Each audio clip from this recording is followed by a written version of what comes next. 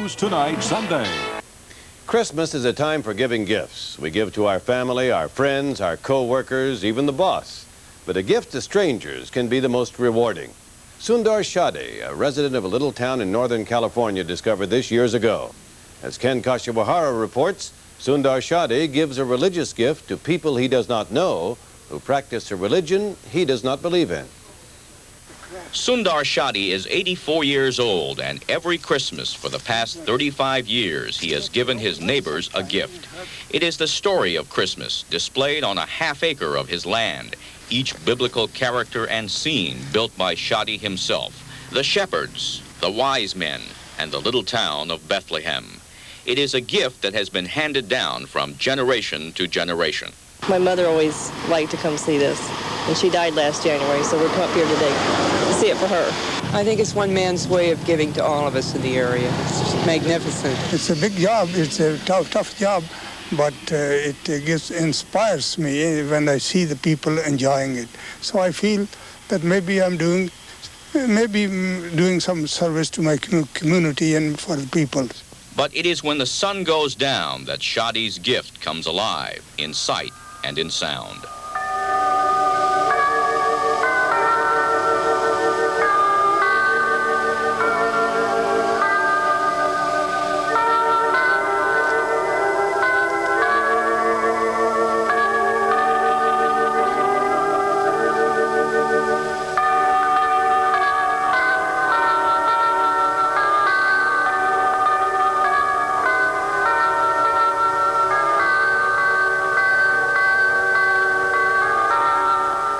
Like the wise men drawn to the star over Bethlehem, residents from all over Northern California are drawn to Sundar Shadi's Christian Christmas. 80 to 90,000 a year, he estimates, make the pilgrimage. Sundar Shadi says he is not as strong as he used to be, but says as long as his health holds up, he will continue to give his neighbors the spirit of Christmas.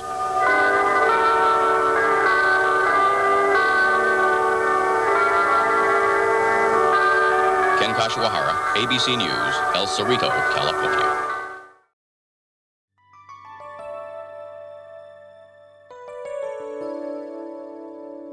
It was about 20 years ago when somebody said, there are these really great Christmas decorations up in the hills in El Cerrito, and you really got to go see them. So I did, and I had to get in line because there were tour buses from God knows where. And people, cars lined up. It was like the same kind of thing you get with Lombard Street in San Francisco, that crooked street. And people were just lining up, and I got in line, and it was well worth the wait. It was just amazing. I was just blown away. We moved here in February of '63, and I think we started probably going to his display in '64. By then we had children, and we met him then. And so, like most of the other people who come to the display, it goes back several generations now.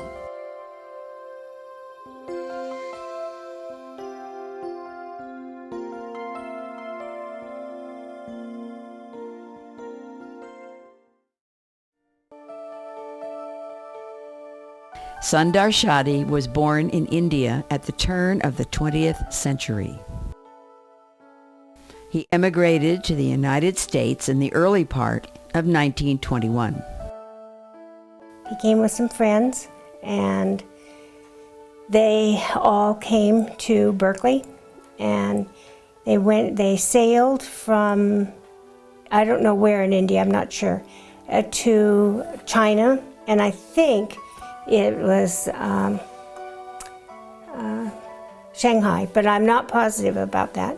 And then they sailed across the ocean in a Chinese junk. And they were sick as dogs the whole time across. In the fall of 1921, he began his first semester at UC Berkeley. He had originally come from India to the United States to major in subtropical horticulture. He actually got here before the school year started, so he worked in the fields and went out in the country to work, and until school started, to earn some money so he could manage. And so he wanted to come and learn, and and go back. But then the Depression hit and he didn't go back. While attending UC Berkeley, Sundar met a young woman by the name of Dorothy Clark. They had met while studying in the university library. Dorothy and Sundar would go on to marry in September of 1934 in Carson City, Nevada. Sundar graduated with a degree in horticulture but was unable to find work. He graduated with a master's degree in horticulture but was not able to get work. So he worked in a service station, a gas station initially, and pretty soon, because of the type of person he was hardworking and cooperative, he ended up owning one or two service stations, and he ended up owning the property in Berkeley on the corner of Shattuck and University, rented it out to McDonald's. So he ended up doing very well for himself, even though he started really with menial jobs.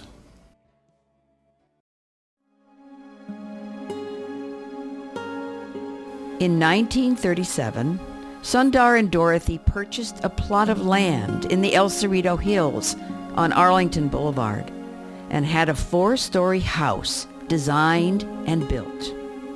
Sundar always liked to stay busy. He always was looking for something to do. One day in 1949, his wife Dorothy had a suggestion for him. She suggested that he make some sort of display for the Christmas season. The discussion was whether to do a Santa Claus or a star, and they decided to do a star. And that was the first thing they put up the very first year, was the blue star. So it's the oldest thing in the display. Over the years, the display grew. What had started as one simple star became a very elegant display. My mother bought 3 wise men that were 2-dimensional, and that was the second thing that went up. And then from there, he began to make sheep out of plaster of Paris and paper mache. And after that came the angel. And then I lose track because there were camels and the wise men going to Bethlehem, at which point he took out the 2-dimensional ones, and other figures and a couple of dogs and a group of people around a bonfire or a little fire warming themselves for the night. And so there were all those things that gradually came from one year to the next. He would think of different things that he wanted to add to it. And then, of course, I think early on, very early on, he did the town of Bethlehem. Everything he did is folk art. The houses are very interesting because they're old milk cartons. Remember, we used to have milk delivered to the house. And when those milk cartons that would carry the milk in the truck got kind of beat up, the person who was delivering the milk would take them to Sundar Shadi, and he would fix them up, turn them upside down, and make the houses. In this 1994 footage shot by Tom Nixon, we get a rare look at some of Sundar's figures. When combed it a little bit, and the string rope, and then I painted it and fixed it and glued it on the face. You see, here. How many years old is this? This one must be about 35, at least 35, 40 years. It's about 40, because last year my Christmas display was 44 years.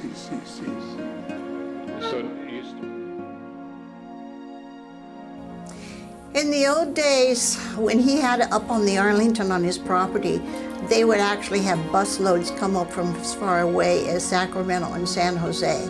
So 10, 15,000 people would come through. I used to go every year. I think I first saw it back in the 70s. I used to be a delivery driver in another life, and I knew at Christmas time to avoid going on that part of Arlington because of the line of cars, but I'd always make sure to drive by on the way back. But it just was not the Christmas display that people came to admire. In the early 1940s, Sundar purchased the 2 lots next to his house. Each spring, he would plant hundreds of flowers on them. He started small and it grew from 1 lot to 2 lots to 3 lots. And it just grew over time. But he loved it. He plotted all the things out. In the wintertime, he would sit at the desk and have paper and plot all these rugs out on a piece of paper so that he'd know what kind of flowers he wanted here and what kind of flowers he wanted there and what kind of a design he wanted in the middle and when he was going to have to buy them so that they would all bloom at the same time. In 1967, he began to get more elaborate with the flower displays. He started planting and arranging them in certain ways that made beautiful patterns. It was always very beautiful. And the patchwork or the rugs, as we can call them, there were usually, when I saw them, 2 side by side. And they took up a good part of that whole hillside. I don't know how he worked on it at his age, doing all that planting in the sun on a rocky hillside. So it was just gorgeous. He would get out probably in March and start to get it ready, and my family often the kids would ride their bikes up there and take a look to see what was going on, and then when it was complete, we would all go and look. And the children would marvel at the work that went into getting it ready and how much he gave to the community, so it was a good lesson for them. Mr. Shadi liked challenges when planting his flowers. He was once asked by journalist Marcia McNally why he didn't plant perennials and save himself a lot of trouble. He explained to her that it would deprive him of the challenge of figuring out how to orchestrate the rugs so that every flower would bloom at the same time. You'd watch him prepare it, you'd watch him plant it, and then it would kind of develop slowly like a Polaroid, where it would just gradually come in, and then all of a sudden you had this whole, colorful display. It was estimated that Mr. Shadi's garden consisted of 15,000 flowers. Very often, he would take the middle one, and instead of making an oriental carpet design, he would honor some group. I recall specifically when he honored the Boy Scouts and when he honored the Rotary Club and different organizations like that were having some special anniversary or something that year. He would make the flowers into a design that you could see beautifully from the Arlington and the neighborhood.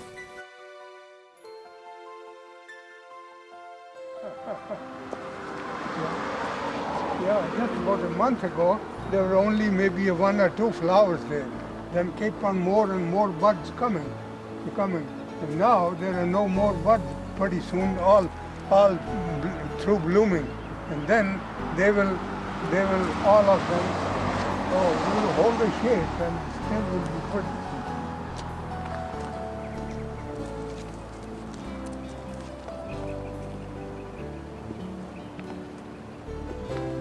If you saw him watering his garden, he would stand out there every day and he had a long pole that a hose was attached to. And at the end, the water came out. And he would hold that and water each plant individually over 3 lots on the hill. He must have had a tremendous upper body strength, is all I can figure. In the springtime, he would host the Rotary Club at his home when the flowers were then in full bloom, and we would have tea and crumpets at his place up on the hill with his flower gardens. Sundar continued to share his elaborate flower displays with his neighbors and community until 1995. Poor eyesight eventually forced him to stop. Many times over the years, people asked Mr. Shadi why he went to all the trouble.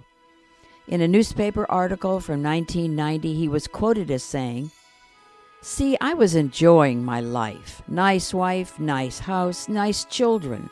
So I thought I ought to do something for the community." Sundar Shadi's community service did not end with his Christmas display or his artistic flower displays. He was a member of many organizations and clubs. He even organized and chaired the UN Day celebration for 22 years. It's one of the things Sundar did is he believed so strongly he felt there should be a celebration at the United Nations Day around the 24th. So he, I guess, talked Harding School into using their auditorium, but he would use a lot of the students from the El Cerrito schools, and they would dress up in costumes of different countries and sing and dance according to, the country's history and heritage. And yes, he really believed, and nobody else was doing anything quite like that. Behind me is the flag that he would borrow each year for UN Day. He borrowed it from United Methodist Church in El Cerrito, and they just this year donated it to the Historical Society. He also was very active in the Historical Society, not only as a member for many, many years, but also he served on the board and he served as president of the Historical Society. So we have a good history there. Mr. Shadi continued to put up his annual Christmas display well into the mid-1990s. So when he was getting into his 70s and 80s were when the firemen would start helping him with the large figures. Well, you see Mr. Shadi, always working on his displays. And the time I remember talking to him was he was putting up the lights which represent the stars, and he was on an old rickety ladder with boards under it on a slope. I looked at that and I says, I got to go talk to this fella. So we went up there and I talked him into letting me put the lights up because I have ladders made for slopes, and it went from there. He was very finicky about his display. Everything had to be just right. And it took a little bit of talking to convince him. And I helped him for a number of years with the lights, putting them up. And then one time he says, "I'm not going to be putting up the display this year." He was 85. He says, "I'm getting too old." I told him, I said, "Hey, let me check around." I says, "I think I can get some people to help you." So I talked to from the firemen, and they agreed to give a hand. Gordon White, he was absolutely wonderful. He helped him on personally a tremendous amount, and he was in charge of gathering up the firemen, and they deserve a lot of credit too, because they would come and in later years when it was just not possible for my father to put all those figures out. It took, he'd start the beginning of December, and it took all that time until the 12th when he turned it on. And so and it just got to be too much. And so they came, and it was thanks to Gordon White that they came, and he organized them, and they all came in and put the animals out, and he supervised everything, and he supervised it again when they had to put it away. And he was a tremendous help. I'm always grateful to him for all he did for my father. In 1997, Mr. Shadi finally decided he would no longer put up the Christmas display. I was mayor, and the year was 97, and he did not put it up. And I remember I asked him if he wanted help, we could do it, and he said no, he did not do. And in his declining years, he was going blind, he lost his hearing. Then the family had to put him into a nursing rest home. And then they needed to sell the property to pay for the upkeep of him in the home. And that was when they were going to auction everything off. And one of the daughters went to my husband, the attorney, and said, "You've got to help us save this."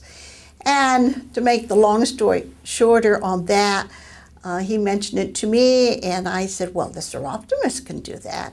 And I went to them and said, "Is it okay if I ask if we can get it?" And they said, "Yes, that, you know, we'll back you up, but we're getting older, we can't do all the work, but we'll back you up."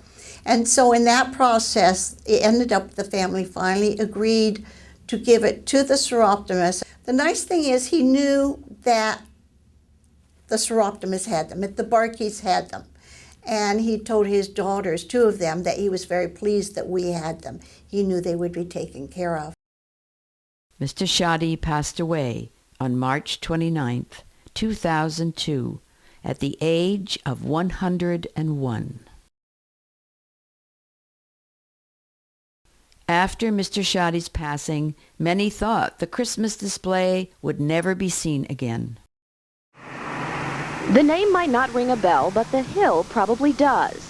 For nearly 50 years, since 1949, Sundar Shadi lit up his El Cerrito hillside with an elaborate Christmas display that brought visitors by the thousands. At 101 years old, he just passed away, but his handmade work is very much here. We had about 3 days to get it moved and stored, which we managed to do before they had the estate sale. And former Mayor Jane Bartke is spearheading an effort to restore the sculptures. they're a folk art, so you can't just go spray them and do it. You need to have someone that has a little good sense on how to touch up. You see, the display hasn't been up in about 5 years because Shadi couldn't do it anymore. But if Jane has it her way, the display will be a centerpiece of El Cerrito again, just in time for Christmas. A holiday not even his own. He was born in India, a Sikh. His daughter says he just liked beauty. I thought that he was really an artist, and so many of us enjoyed it so much, and we had so much fun with it. With a scene of Bethlehem for all to see, El Cerrito just wants to see it again. In El Cerrito, Christy Smith, NBC3 News. Before the display could be set up once again, pieces of it had to be repaired. We spent over a year restoring them. And it's very interesting how things are made. We had to redress the wise men. And we started very slowly by undressing them. And that was when we found out what they were. They're a stick with a head.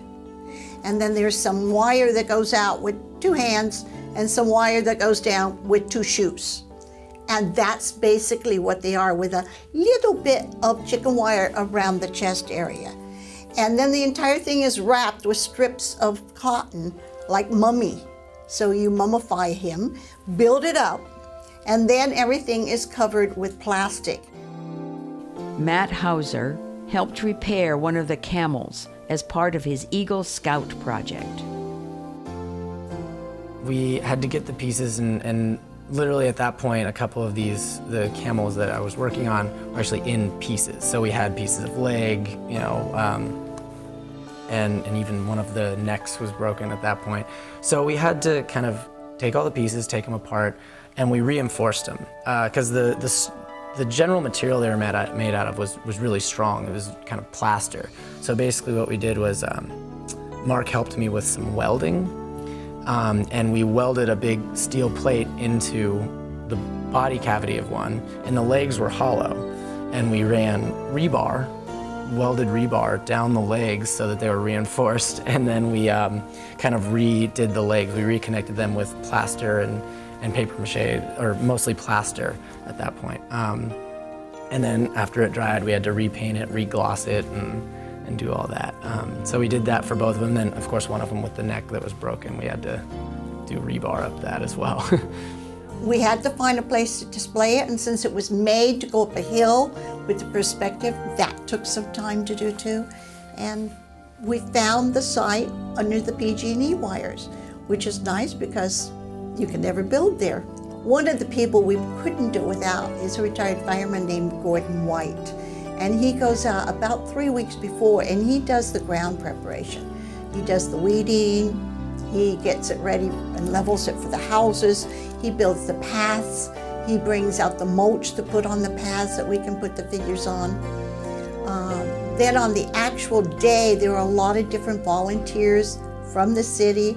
We usually have new people. This year we had new people show up on both the put up and the take-down who plan on being there all the time. And of course, grandchildren, I make them work if they're not in school. And so it's a community effort. In December 2002, Mr. Shadi's Christmas display made a triumphant return to the hills of El Cerrito.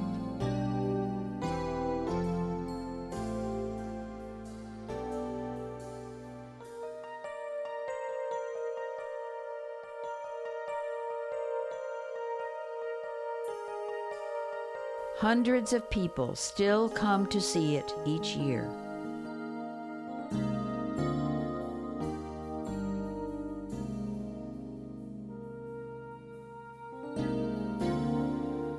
Beautiful piece of artwork to begin with, and I think it means community and it means love of the season and an airplane. Love of the season and love of community and the neighborhood and family. Just to come out and see it. It's a beautiful time of year and a beautiful display, and handmade and hand painted, and a lot of love went into it and continues to go into it with the volunteers and everyone who keeps it alive. Volunteers are out each night to greet people and answer any questions they may have. Our main job is help the people that come to take a look at it be safe. Keep them from walking past the fence, keeping them out of the slippery areas when it's really raining. It's a great weather tonight, so that won't be hard. Answer the questions, just be helpful. We have candy canes that we hand out to the kiddies just to kind of be the shepherd to protect the display and inform the people. The display is up and running from 5 p.m. to 10 p.m. And it's usually 10 nights a year, each year, and we split those shifts in half.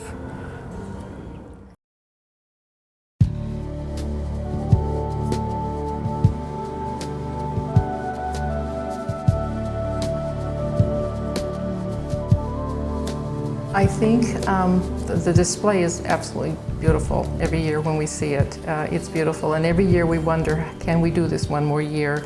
Because the majority of the people who come to work on it, we're getting older, and we really need to have younger people get involved. I think personally most of us who are involved in this would like to see this continue.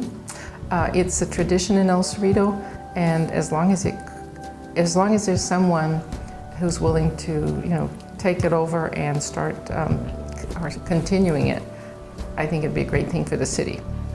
We hope that the holiday display doesn't go, but I think the one lasting thing that I can think of that he contributed is this very room that we're sitting in.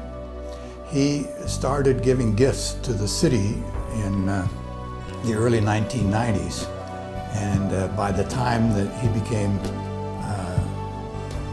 incapacitated, he'd given something like $250,000 to the city for a new city hall or a new library or some civic building.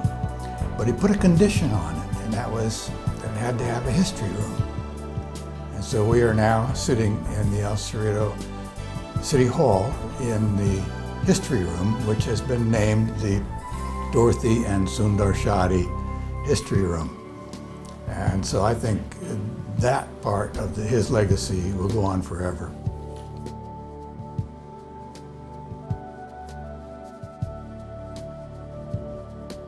Sundar Shadi donated money to the city, several gifts totaling well into the six figures, to build either a new city hall or a library, but either on this express condition that there be a history room in that new building. And so the city did what he asked, and they built a new city hall, which we are now in, which was completed, and we went to the ribbon cutting here a year ago. And there is indeed a history room upstairs, which we will be looking at in a few minutes. Ready? Yay! The Dorothy and Sundar Shadi History Room is in City Hall, and it's a new City Hall on San Pablo Avenue at the corner of Manila, pretty much in the middle of the city. On the second floor, there is a room at the far end of the corridor, and it has a sign that is the history room. It's usually locked because we don't want people to do any damage to the valuable things that we have. But if people want to come in and do research or just to see it, if they contact an officer or director of the Historical Society, then we can arrange to allow people to come in. I think that I would say that he was quite extraordinary because he appeared to be so ordinary. He seemed like just an ordinary person if you met him and talked to him.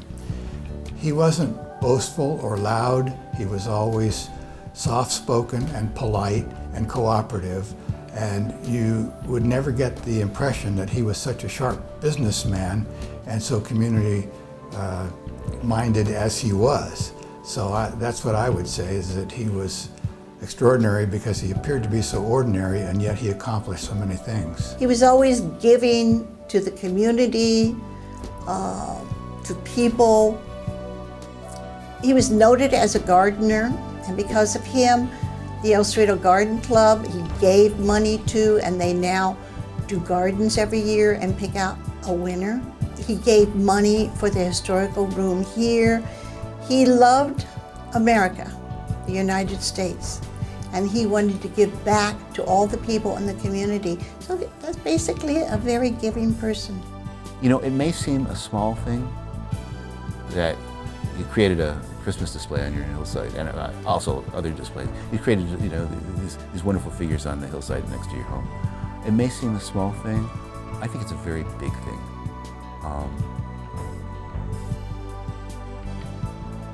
I hope hundreds of years from now there will still be Shadi sculptures, and I hope hundreds of years from now kids will still be asking their parents, who was Mr. Shadi?